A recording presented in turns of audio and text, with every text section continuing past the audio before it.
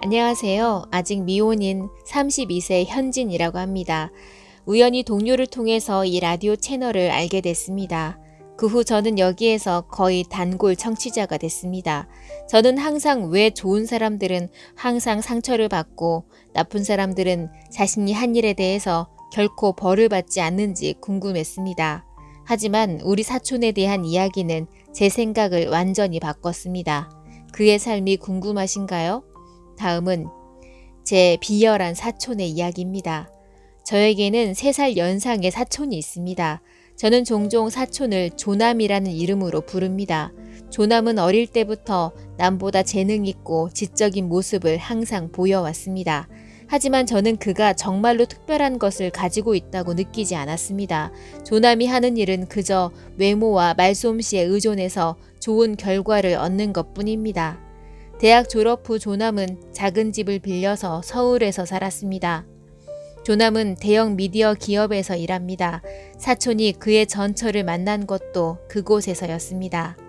그녀의 생활에 지장을 주지 않도록 형수를 가명인 나희라고 부르겠습니다. 제 눈에 나희는 정말 완벽한 여자입니다. 나희는 아름답고 매력적일 뿐 아니라 사촌 조남이 일하는 회사의 이사이기도 합니다. 저와 동갑이라서 저희는 자매처럼 친했습니다. 저와 나희는 정기적으로 연락을 주고받으며 그녀의 이야기를 자세히 알게 됐습니다. 나희는 학교에서 졸업할 때까지 일에 몰두하다 보니 자신의 행복을 찾는 것도 잊었다고 했습니다. 외로움에 휩싸일 때 사촌 조남을 만났습니다. 조남은 나희를 적극적으로 쫓아다녔습니다. 조남은 연애 1주년을 맞아서 한쪽 무릎을 꿇고 나희에게 프로포즈했습니다. 나희의 마음에 행복감이 솟구쳤고 그녀는 곧바로 승낙했습니다. 그녀가 시부모님을 만나러 온 날 부모님과 저도 거기에 있었습니다. 그날 나희는 선물을 많이 가져왔습니다. 그녀는 가족들에게 줄 선물을 하나하나 정성스럽게 준비했지만 조남의 부모는 그녀가 무엇을 하든 마음에 들지 않아 보였습니다. 그들은 나이가 그들의 훌륭한 아들과 결혼하기에는 나이가 너무 많다고 말했습니다. 조남도 그 자리에 있었지만 아무 말 없이 방송 프로그램만 보고 있었습니다. 그때 저는 그녀를 옹호하는 몇 마디 말을 했지만 결국 야단맞고 쫓겨났습니다. 저는 집안 어른들의 반대가 심해서 나이가 조남과 결혼하지 못할 거라고 생각했지만 결국 2달 만에 결혼식을 올리게 됐습니다.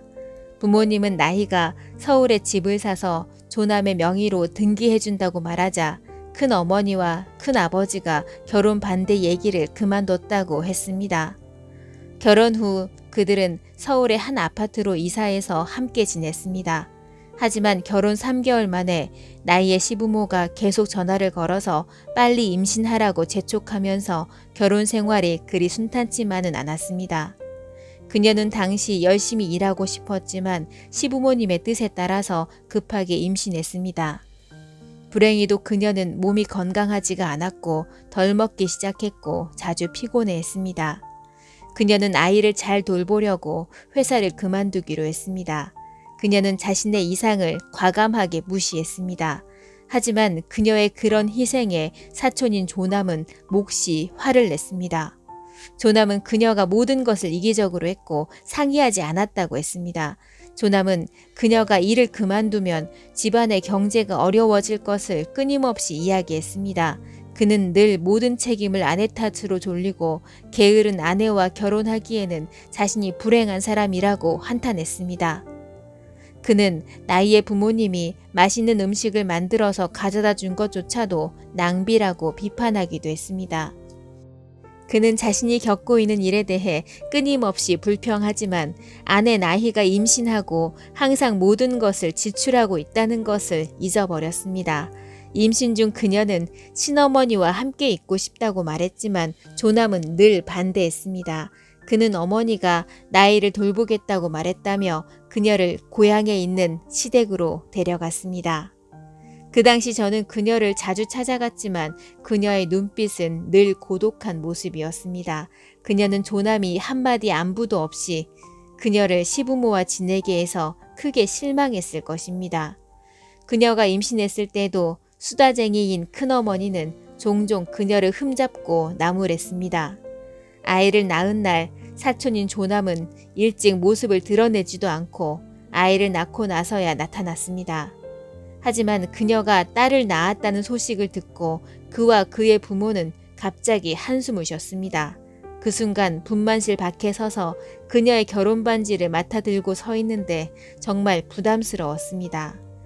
그녀는 병실로 옮겨져서 휴식을 취하던 중 피곤하고 지쳐서 잠이 들었습니다. 그녀의 부모님은 한 발자국도 떠나지 않았지만 곧 조남과 그의 부모님은 집으로 돌아와서 휴식을 취했습니다. 태어난 후에는 집으로 돌아와서 그녀가 시부모님과 함께 지내야 하는 나날을 보냈습니다.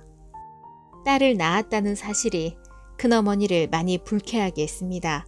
그녀는 애 낳는 법도 모르는 계집이라고 조롱을 당할 뿐만 아니라 흰죽과 김치만 먹는 경우가 많았습니다. 저는 그녀가 가족의 행복을 지키고 싶어서 시어머니와 한마디도 다투지 못하는 것을 알고 있었기 때문에 종종 어머니께 설렁탕을 끓여달라고 부탁하고 그녀에게 전했습니다. 하지만 어느 날 그녀가 제가 가져다 준 설렁탕을 먹는데 큰어머니가 화난 얼굴로 나타나서는 우리를 모욕하려는 거야? 왜 자꾸 남의 걸 받니? 거지냐? 라고 며느리에게 큰 소리로 외쳤습니다. 그때 그녀는 정말 많이 울었습니다. 그 후 큰어머니는 집에 당장 오라고 아들을 불렀습니다. 하지만 조남은 그녀의 편에 서는 대신 예의를 모르는 계집이라며 화를 내고 욕을 했습니다. 그날 저녁 그녀는 이혼을 요구하고 딸을 본가로 데려갔습니다. 사촌 조남은 아내를 붙들지 않았고 딸 생각조차도 하지 않았습니다. 그가 이혼 재판에서 반복해서 언급한 것은 집의 소유권을 갖고 있다고 주장하며 재산을 균등하게 분배해달라고 요구했다는 것뿐이었습니다. 그녀는 조남의 요구를 모두 승낙하고 딸의 양육권만 구했습니다. 재판이 끝나는 날이 그녀를 만난 마지막 날이었습니다. 그 후에도 계속 연락을 하긴 하지만 일이 바빠서 만날 기회가 없었습니다. 그동안 그녀처럼 착한 사람은 왜 자꾸 상처받고 조남 같은 나쁜 사람은 자기가 가진 것에 만족할 수 없을까란 생각이 많이 들었습니다. 하지만 최근 조남이 업보를 받았습니다. 이혼한 지 1년 후 사촌 조남은 다른 아름다운 여자와 다시 결혼했습니다. 하지만 그 여자는 숙련된 사기꾼이었고 조남의 전 재산은 하룻밤 사이 그녀에게 뺏겼습니다. 믿을 수 없이 조남은 서둘러서 그녀를 찾았지만 그는 과속으로 사고를 당했습니다.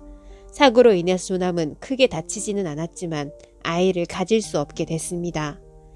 많은 일들을 겪고 나서 조남은 나희를 찾아가서 용서를 빌었습니다.